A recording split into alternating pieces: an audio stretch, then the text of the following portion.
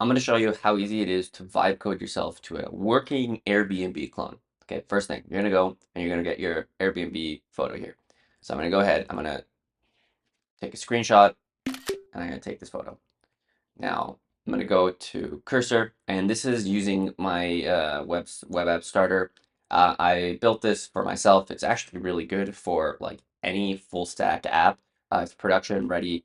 But I have a bunch of cursor rules here, and this is what I'm going to do. So I'm going to go here. I'm going to paste this, and I'm going to add a couple of the cursor rule files. So I'm going to say add API, add DB, and then add front end. I like to use whisper flow, so I like to talk, and I'm gonna actually just say what I want. So I want you to create a clone of Airbnb. What we're gonna do is focus first on the front end portion. We're gonna create that. We'll use placeholder images. Once that looks good, we can move to the back end, and then we can create that on the back end as well. But yeah, let's start with the front end. Create it on the main folder directory with all the components that we need. And also use placeholder images for now from uplash. So yeah, we're just gonna use some placeholder images. And we'll go for it. Okay, so now it's done. I'm just gonna go ahead and click accept all. Gonna go to here and I'm gonna refresh this. Let's see. Okay, it says you're importing. So then we just need to mention that here. I copy the error, go back to here. Super simple. It'll go ahead and fix that for me.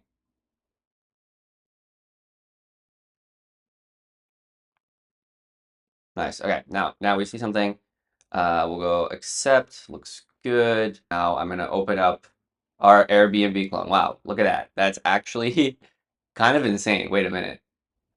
That one shot it, and now if I don't like anything here, I can actually just ask it to fix it. So, wow, I'm actually impressed at how good this was. So I'm just gonna take this and say, hey, look, we want to get rid of this really gross scroll bar. Paste that in here, and let's see if this functionally works. If I click on these with amazing filters, okay, so these things don't work. So I'm just gonna say, okay, that looks really good. It's almost done. There's a couple of issues. One, you'll see that the image I attached, the line for the tab is like crossing over the category. And then there's also that ugly scroll bar, so get rid of that. And then lastly is we actually do want some of these filters to work. You don't need to do it for all the categories, but for some of them, they need to work. Send it. I am genuinely shocked at how, like, okay, guys, look, this is our web app. This is the Airbnb clone. Like, that is insanely good. I have not seen Claude do this well.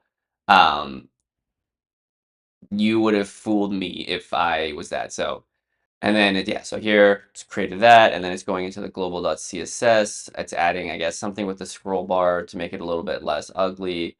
So this is something that I think it's going to mess up a little bit on. So I'm just going to reject this because I think this is using the newer version of Tailwind. So I'm just going to go revert this. That's fine. Um, we'll just leave the scroll bar as is. But I'm going to say, okay, so now it's going to fix all the other components. So we'll let that run.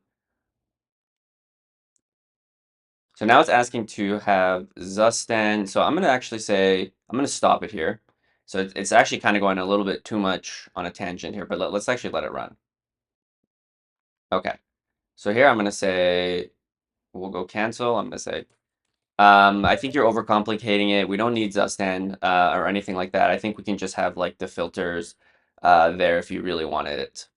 Just keep it super simple for now, please. And actually, I'm going to stop it here and then I say, also, we're using Tailwind version 4, so don't worry about modifying global.css. All right, nice. So now we have this, which is pretty insane. I can click on the filters. Okay, great. So now I think this is good for the front end. So I'm going to say accept everything. I'm going to say, I'm going to go here and I'm going to say, okay, this looks really good. I think the front end is really good now. I think we can start building out the back end.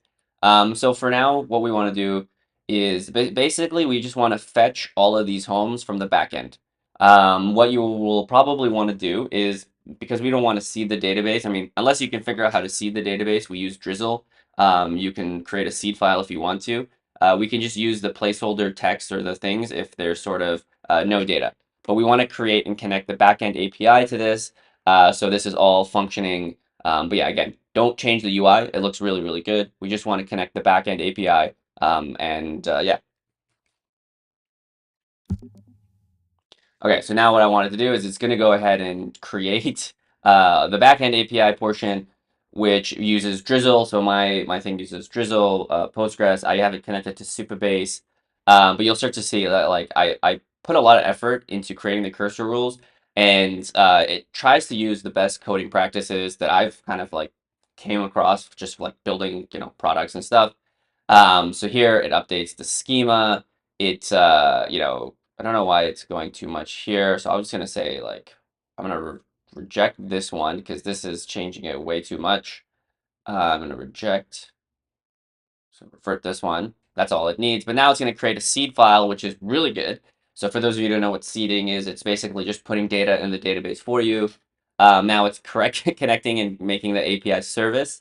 So I can see here, and it's gonna make a couple of mistakes here. So I will correct it as it's running. But this is pretty insane to me because we're not just creating like for fun web apps like that have no connection to the database. Like, sure, this is CRUD and it's still pretty simple, but what you guys need to realize is that this is working across a monorepo. We have an API, we have a web, we have packages. So it's like multiple files, multiple like, cross-platform or sorry, like cross like folder structure. And it's just chugging along. And this is why I like this sort of like template that I built. It's really, really good for building serious apps. Like if you're building, for fun apps, like sure, there's a lot of tools out there, but if you're actually like, I want to learn a little bit of code, this is sort of the template that I found is the best because you have TypeScript, which is everything is fully typed, and it's really easy to like just have the agent just go back and forth between back end and front end and just like have at it. So it's still going, so I don't really think I need to add much here. There's a couple of parts here where it's like doing a little bit too much, adding a query provider and query client. So I'll get it to fix those things, but so I'm gonna say cancel this. Okay, a couple of things that you need to update from all of the data that you added. So React Query is already set up. You don't need to add a query provider or anything like that, so we can just delete that. Don't worry about the fonts either, please. Just leave the fonts alone. Ideally, we don't install anything like that. When you're importing Drizzle, you can import it from repo/db, not Drizzle ORM.